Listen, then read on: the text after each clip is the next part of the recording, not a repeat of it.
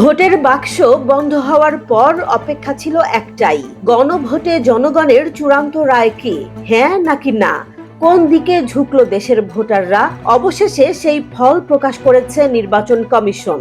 সংখ্যা বলছে গণভোটে স্পষ্ট ব্যবধানে জয় পেয়েছে হ্যাঁ। এর পাশাপাশি প্রকাশ হয়েছে জাতীয় সংসদের প্রায় সব আসনের ফলাফল।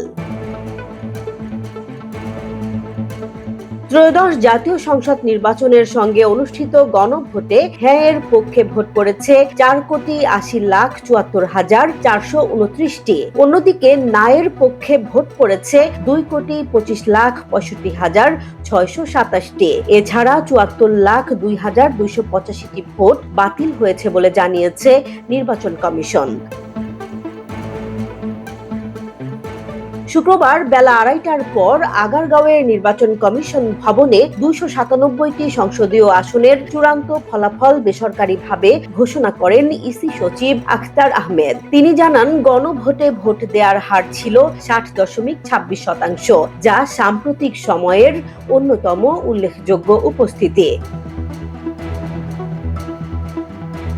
সংসদীয় আসনের ফলাফলে দেখা গেছে 299 আসনের মধ্যে ঘোষিত 297 আসনে বাংলাদেশ জাতীয়তাবাদী দল এককভাবে পেয়েছে 209টি আসন। বাংলাদেশ জামাতে ইসলামী পেয়েছে 68টি আসন। জোট হিসাব করলে বিএনপি নেতৃত্বাধীন জোটের মোট আসন দাঁড়িয়েছে 212টি। অন্যদিকে জামাত নেতৃত্বাধীন 11 দলীয় জোটের সঙ্গী জাতীয় নাগরিক পার্টি পেয়েছে 6টি আসন। এছাড়া বাংলাদেশ খেলাফত মজলিস পেয়েছে 2টি, আর খেলাফত মজলিস পেয়েছে 1টি আসন।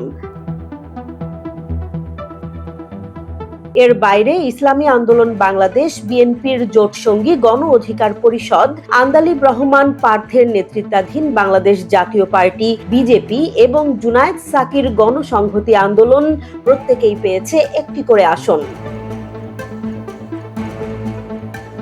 বিশ্লেষকদের মতে গণভোটের হ্যাঁ এর এই বড় জয় এবং সংসদে সংখ্যাগরিষ্ঠতার চিত্র দেশের রাজনীতিতে একটি নতুন অধ্যায়ের ইঙ্গিত দিচ্ছে।